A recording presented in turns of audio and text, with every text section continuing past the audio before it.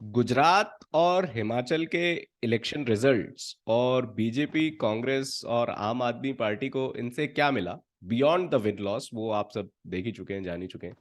तो बात करेंगे यही सब आज के वीडियो में।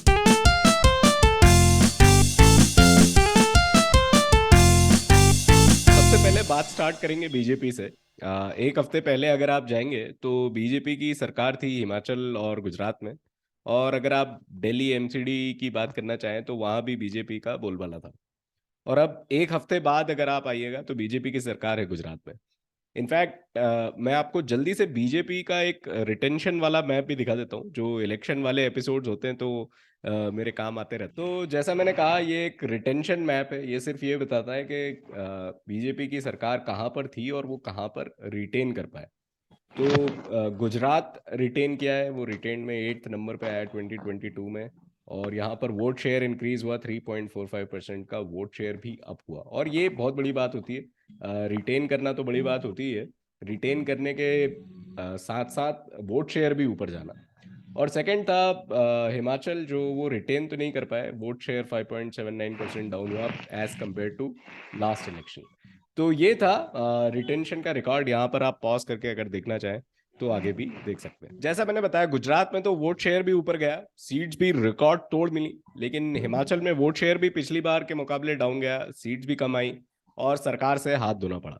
तो अभिषेक, ये रिजल्ट क्या एक मिक्स्ड बैग है, या 2024 की तैयारी कैसी चल रही है? आपको क्या लगता है, बीजेपी कहाँ पर आकर खड़ी है? ओवरऑल रिजल्ट देखे तो हिमाचल में उनकी सत्ता गई है। जब हमने बात की थी इलेक्शन डेट अनाउंस हुई थी तो तब भी हमने बात की थी इलेक्शंस के ऊपर, जो इलेक्शन होने वाले हैं। तो उसमें हमने यही बोला था कि हिमाचल में एक पैटर्न रहता है रोटी पलटने का, एक बार कांग्रेस की और एक बार बीजेपी की सरकार। तो वही हिस्ट्री फॉलो हुई हिमाचल में। गुजरात में बीजेपी की रिकॉर्ड एक जीत हुई है। 156 सीट्स आई है, अभी तक किसी भी पार्टी को इतनी सीट्स नहीं मिली थी। और बीजेपी का भी किसी अगर स्टेट में देखे जहाँ पे बीजेपी की सरकार थी और टोटल सीट्स में से कितनी सीट्स मिली है, तो अभी की सबसे हाईएस्ट 86% है। टोटल टोटल सिक्स सीट्स के 86% सीट्स बीजेपी को मिली है। और जैसे कि आपने कहा इंट्रोडक्शन में, बीजेपी का वोट शेयर भी बढ़ा है। लगभग 3.5 3.5 3% वोट शेयर बढ़ा है। तो यहाँ पे बीजेपी के लिए एक पॉजिटिव है कि गुजरात में काफी बड़ी जीत हुई है उनकी। और आगे देखना होगा कि हालांकि दिल्ली ने एमसीडी में उनकी हार हुई है, हिमाचल में वो हारे हैं। तो जब हम बीजेपी को डिस्कस कर रहे थे तब मैंने पूछा था कि 2024 की तैयारी कैसी है। और इसी क्वेश्चन को लेकर हम कांग्रेस की भी बात कर सकते हैं कि जहां शायद कोई तैयारी दिखती नहीं। या हम आम आदमी पार्टी की बात कर सकते हैं जहां तैयारी ही तैयारी नजर आ रही। और अब पार्टी हम्म। नेशनल पार्टी भी बन चुकी है। तो आम आदमी पार्टी से ही स्टार्ट करते हैं। एक हफ्ते पहले, जैसा मैंने पहले भी कहा था, हाथ में कुछ नहीं था। अभी दिल्ली एमसीडी है और गुजरात में ऑलमोस्ट 13% वोट शेयर है। और 5 सीट्स भी गुजरात में मिल चुकी है। हिमाचल में शायद हर कंटेस्टेंट की जमानत जब्त हो चुकी है। तो मैं आपसे ये समझना चाहता हूँ अभिषेक के, आपके हिसाब से पर्सनली आपको क्या लगता है कि आम आदमी पार्टी इन इलेक्शंस में क्या अचीव करने के लिए उतरी थी? मतलब गवर्नमेंट बना देना ये सब तो एक भाषणों की बात होती है, लेकिन आपको क्या लगता है वो लोग क्या अचीव करना चाहते थे और क्या वो अचीव कर पाए भी या नहीं? आम आदमी पार्टी का आप दो तरह से देख सकते हैं।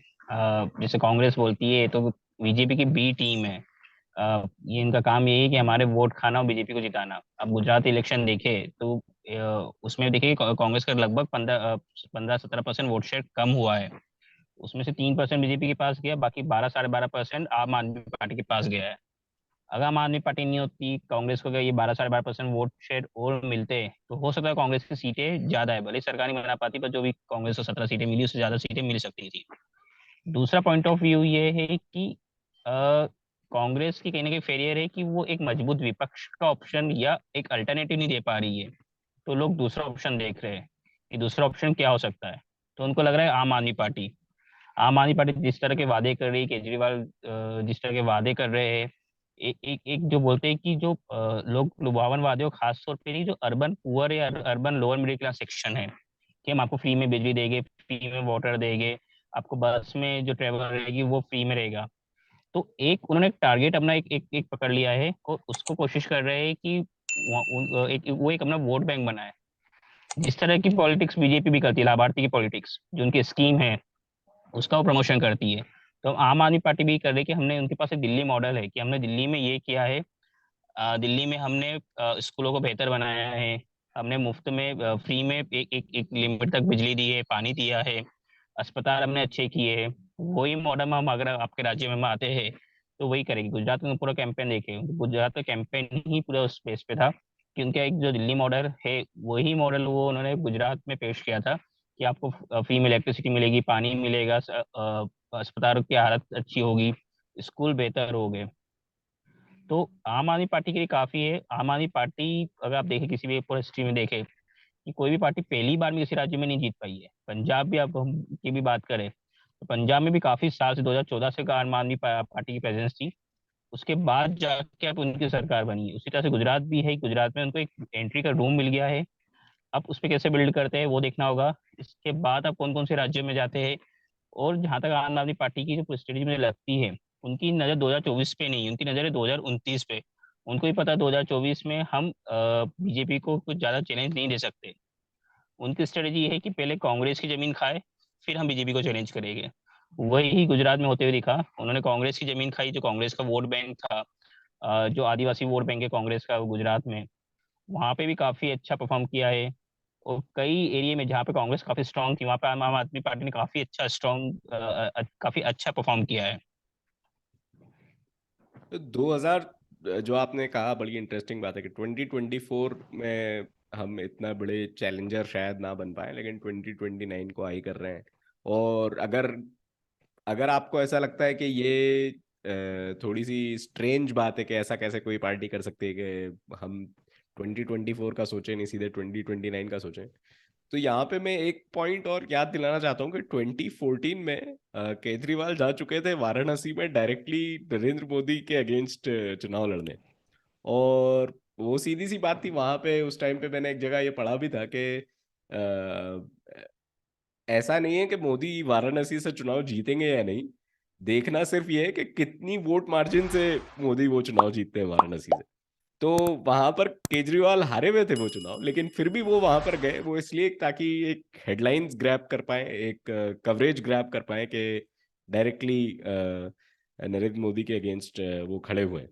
तो वो उसमें कामयाब रहे, और मुझे लगता है शायद यही वो अचीव करना चाहते थे गुजरात से भी, कि ज़्यादा से ज़्यादा हेडलाइंस ग्रैब कर पाए, ज़्यादा से ज़्यादा न्यूज़ में आ पाए, ज़्यादा से ज़्यादा ये दिखा पाए कि किस तरह से हम, अपोजिशन तो दूर की बात, हम तो सरकार ही बना रहे हैं गुजरात में। और एक और बात जो मुझे लगती है आम आदमी पार्टी की, कि वो इतना एक्सपांड इसलिए भी कर पाते हैं कि जो दूसरी पार्टीज हैं कांग्रेस और बीजेपी के अलावा, वो जो एक एक स्टेट्स की पार्टी हैं उनमें या तो वो कास्ट बेस्ड पार्टी होती हैं, जैसे एसपी, बीएसपी, इवन आरजेडी, या फिर वो रीजनलिज्म का कार्ड खेलती हैं, जैसे टीएमसी हुआ, बीजेडी हुआ, और साउथ की कुछ पार्टीज हुई जो रीजनलिज्म, रीजनल लैंग्वेज, इनके बेसिस पर अपने उनके चुनावी मुद्दे होते हैं। लेकिन आम आदमी पार्टी का, जैसे अभिषेक ने वो टच भी किया, कि उनका जो टारगेट ऑडियंस है या उनके जो वोटर्स हैं वो मिडिल क्लास है, और मिडिल क्लास तो कश्मीर से लेकर कन्याकुमारी तक आपको कहीं भी मिल सकती है। तो वो एक अपील आम आदमी पार्टी में है। खैर, अब हम बात करते हैं कांग्रेस की। तो यहाँ भी एक हफ्ते पहले तो हाथ में कुछ नहीं था, और अब गुजरात में 14% का वोट शेयर का लॉस हो चुका है। सीट्स 77 हुआ करती थी, जो अब 17 रह गई। दिल्ली एमसीडी में तो अब नाम मात्र की प्रेजेंस है, लेकिन जो सिल्वर लाइनिंग रही वो हिमाचल की 40 सीट्स और 43.9% जो वोट उन्हें मिला वो। हालांकि यहाँ पे ये बता दूं कि बीजेपी को हिमाचल में 43% वोट मिला है।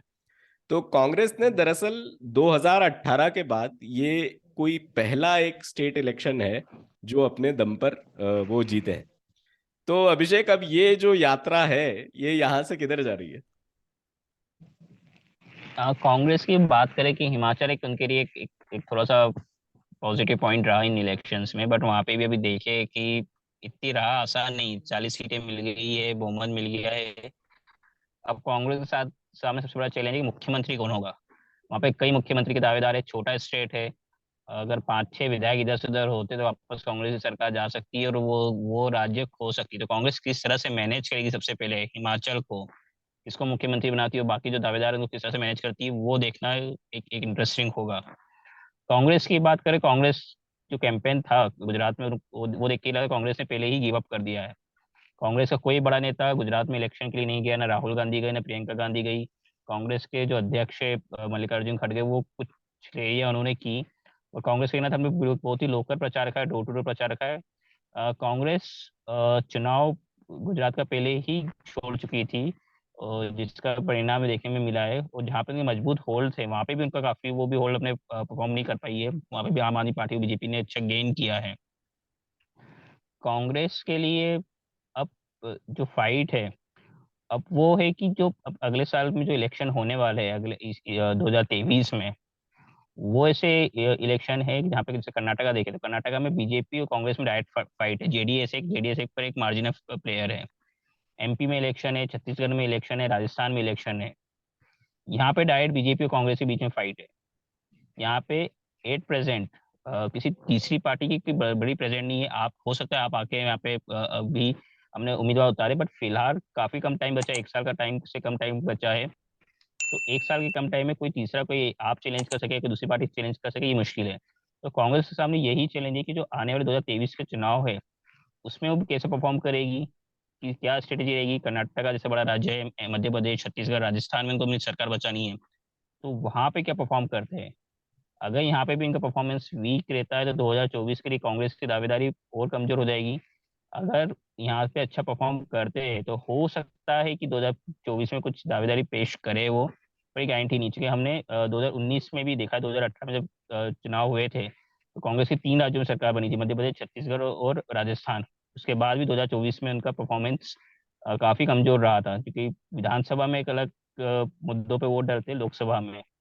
तो आने वाला जो 1 साल है कांग्रेस की काफी चैलेंजिंग है, कि वो उनका जो स्ट्रांग होल्ड है, कर्नाटक में उनका स्ट्रांग होल्ड है, राजस्थान में उनकी सरकार है, मध्य प्रदेश, छत्तीसगढ़ में भी इनकी सरकार है, और मध्य प्रदेश में इनकी अच्छी प्रेजेंस है, ग्राउंड पे इनके वर्कर दिखते, नेता दिखते हैं। तो इन राज्यों में कांग्रेस कैसा परफॉर्म करेगी, ये देखना होगा। अगला 1 साल कांग्रेस के लिए काफी चैलेंजिंग है कि किस तरह से वो अपने आप को रिवाइव कर पाती है। ठीक है, और एक लास्ट पॉइंट आपसे लेना चाहूंगा अभिषेक के, जो नेक्स्ट चुनाव जब होंगे तब जिन स्टेट्स के आपने नाम लिए, इसके अलावा नॉर्थ ईस्ट की कुछ स्टेट्स में भी चुनाव है, तब तक भारत जोड़ो यात्रा भी खत्म हो जाएगी। उसका कुछ असर आपको देखते मिल रहा है? मैं जानता हूँ आपने भी वो एक्सपीरियंस किया भारत जोड़ो यात्रा को। क्या उसका कुछ चेंज उससे, या उसका कुछ असर होते दिख रहा है? भारत जोड़ो यात्रा की जो आलोचना की गई थी, जैसे कहा था कि गुजरात से नहीं जा रही, गुजरात में इलेक्शन है, उसे काफी आलोचना की जा रही है। बट एक बात आपको मानना पड़ेगी कि जो राहुल गांधी की एक तरह से जो इमेज बनी थी, उनकी रीब्रांडिंग करने की कोशिश है। उनकी इमेज थी कि वो एक्सेसिबल नहीं है, 24 आवर 24 घंटे अवेलेबल जो पॉलिटिशियन, पार्ट टाइम पॉलिटिशियन है, आज मिलेंगे तो कल कहीं छुट्टी पे चले जाएंगे। बट इस भारत जोड़ो यात्रा से उनकी एक इमेज बदलने की कोशिश की गई है। आप कुछ भी कहिए, रोज वो 22 से 24 किलोमीटर पैदल चलते हैं, वो आसान बात नहीं है किसी के लिए भी। रोज आप 22 से 24 किलोमीटर पैदल चल रहे हैं, वो आसान नहीं है। लोगों से मिल रहे हैं, लोकल नेताओं से मिल रहे हैं। तो वो जो एक था कि एक्सेसिबल नहीं है, वो इमेज उन्होंने बदलने की कोशिश की। दूसरा, जहां जहां से यात्रा जारी है, कम से कम ग्राउंड पे कांग्रेस का जो वर्कर है, वो घरों से बाहर निकल रहा है। वहां के जो नेता है, वो घर से बाहर निकल रहे हैं, वो काम कर रहे हैं। और ये एक दूसरा पॉइंट है कि कांग्रेस के वर्कर, कांग्रेस के नेता एक्टिव हो रहे हैं। दूसरा, यात्रा कहीं भी गई हो, साउथ से शुरू हुई, साउथ में पहले काफी भीड़ इस यात्रा में देखने को मिली। कहा गया था ठीक है साउथ है। उसके बाद जब हिंदी हार्टलैंड में जब ये यात्रा एंटर की है, जैसे मध्य प्रदेश में, राजस्थान में तो ठीक है कांग्रेस की सरकार है। मध्य प्रदेश में भी जो मेरा एक्सपीरियंस है, काफी भीड़ दिखने को मिली है। ये भीड़ एक ऑर्गेनाइज भीड़ नहीं है कि भीड़ को लाया गया है, लोग खुद आए। हम्म। यानी जो कांग्रेस का कोर वोटर है, उनमें भी एक एनर्जी आ रही है कि नहीं, हमारा कोई नेता आया है। कांग्रेस की प्रेजेंस नहीं दिखती थी, तो उनका जो वोटर था वो भी हताश था। पर उसको भी लगा कि नहीं, हमारा नेता है, हमें उसको देखने जाना है। तो वो भीड़ दिख रही है। पर अब ये भीड़ वोटों में कितना कन्वर्ट होगी, वो देखना होगा। और ये यात्रा का जो मोमेंटम है, कुछ तो मोमेंटम बिल्ड हुआ है, उसको कांग्रेस आगे कैसे कैरी करेगी। ऐसा नहीं कि यात्रा खत्म हो गई, सब अपने अपने घर पे जाके वापस बैठ गए। हाँ, बहुत चल लिया है इस बराम तो। मोमेंटम को कैसे कैरी करेगी, वो भी एक इंटरेस्टिंग रहेगा। ठीक है। चलो, तो इस बार के कॉन कॉल में इतना ही। हमने Yeah. तीनों पार्टीज की बात करी और इलेक्शंस की बात करी। अगली बार फिर मिलेंगे, तब तक के लिए टेक केयर।